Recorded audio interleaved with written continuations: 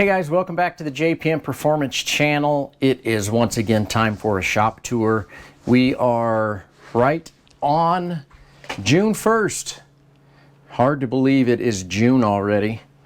Yeah, we got like 3 inches of rain here in Topeka over the last couple of days, so everything's nice and wet. Sun's gonna come out and it's gonna be super humid. So welcome to Kansas in the summer. If you don't like it, just wait a little bit, it'll change. Hey guys, before we get started on this week's shop tour, I wanted to tell you about a limited edition t-shirt sale that's starting today. You can see the link below.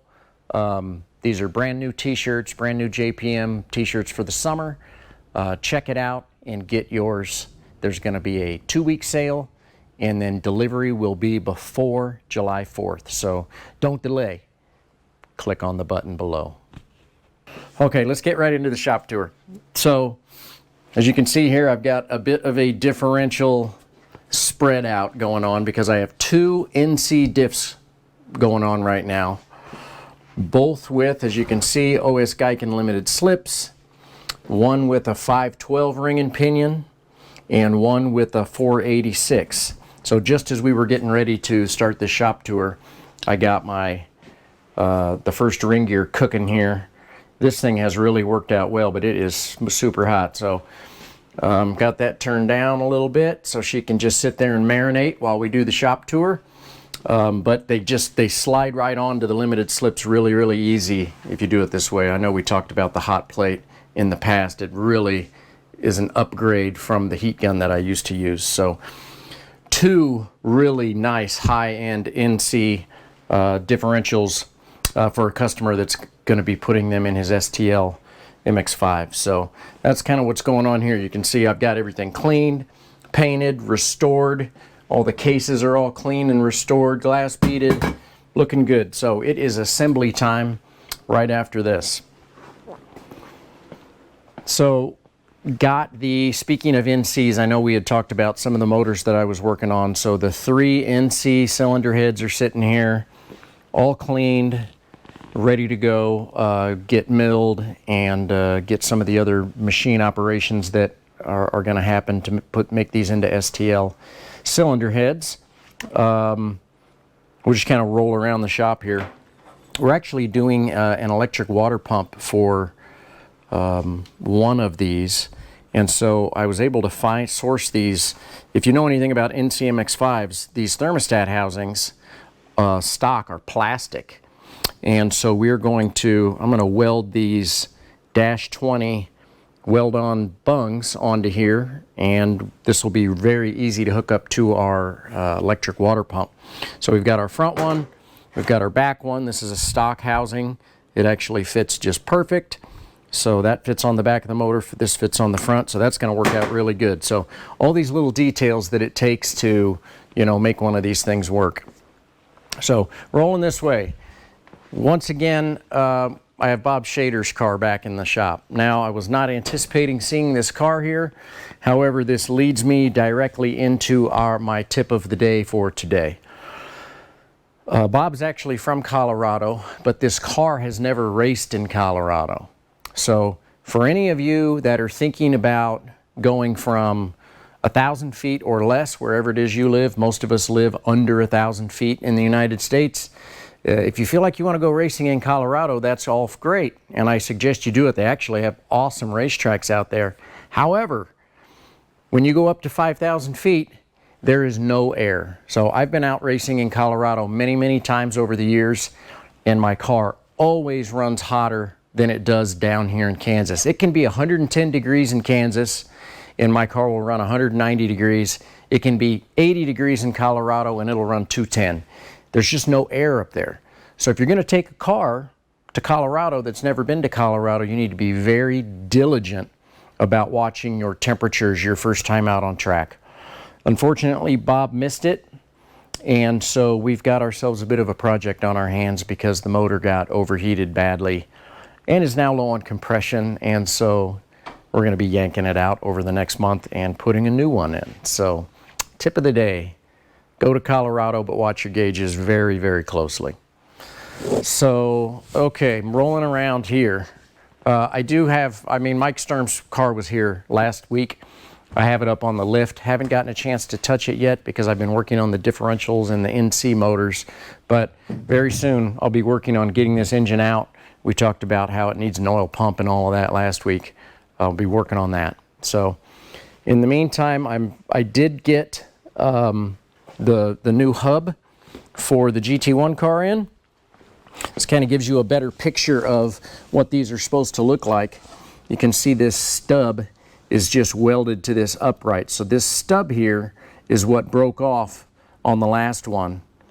And so we've got, we're gonna call this a loaner. So this one's being loaned to us for the rest of the season so we can get through the season and then redesign all of these uprights.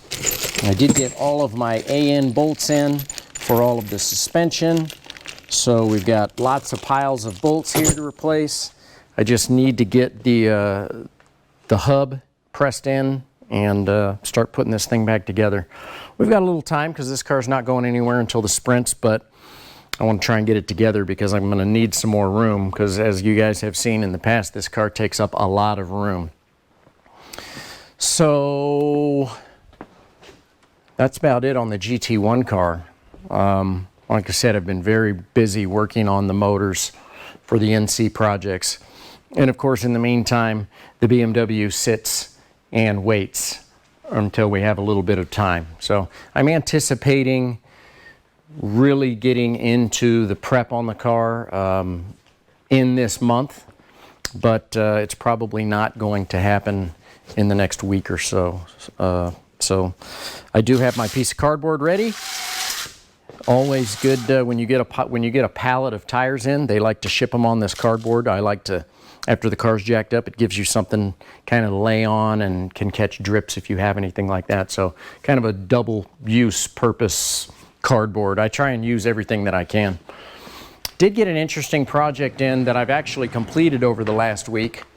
A fellow out of Kansas City owns this beautiful 1962 Chevy Corvair truck. So obviously it's got, if you guys know anything about Corvairs, very similar to some of the old Volkswagens, I suppose, but Chevy's own version of an air-cooled motor in the back. And this one is fuel injected. So the reason it came to me is because they put a micro squirt ECU onto this cool little truck, which uses Tuner Studio, which is what all of the Mega Squirt stuff uses. So I was able to get the car tuned, starts up perfect, warms up perfect, idles perfect, everything's just the way it should be. So because of the rain, this car never gets to see the rain, so we're just waiting on some drier weather. But a couple cool features on this thing. You can see it's got these latches over here which come out so you can actually, if I can make it work, this whole side of this bed folds down if you're smarter than the bed. Let's see. Smarter than the 1962 technology. That is the key. There it goes. So it's kind of cool because this thing just folds down, and I imagine back in the day they would use a dolly and load a number of different things into the back of the truck very easily. So it's kind of a neat little feature. I'd never really seen one of these before, but as you can see, it's been all repainted and restored. Has a really nice interior that's kind of been redone, the dash and everything. All the paint's been done really nicely. So obviously, guys, this is not something that I normally work on, but when you do a bunch of tuning, you get the opportunity to see cool things like this. So a really unique, cool truck, and we'll get that delivered back to him hopefully by the end of this week if the rain stops. So that's kind of where we're at, guys. There's a lot going on, and I've got a lot more to do and a lot more coming in. I'm starting to get to the point where I'm not sure how I'm going to get it all done, but I say that, and then somehow I always seem to make things happen. So it'll all get done in due time. Appreciate you guys watching. We have a special limited edition t-shirt coming out, and we're going to be selling it from today through 2 weeks, and then there will be a delivery of the t-shirts by the 4th of July. So the link is right below here. Check out the new design on the t-shirts that John came up with. I think it's really cool.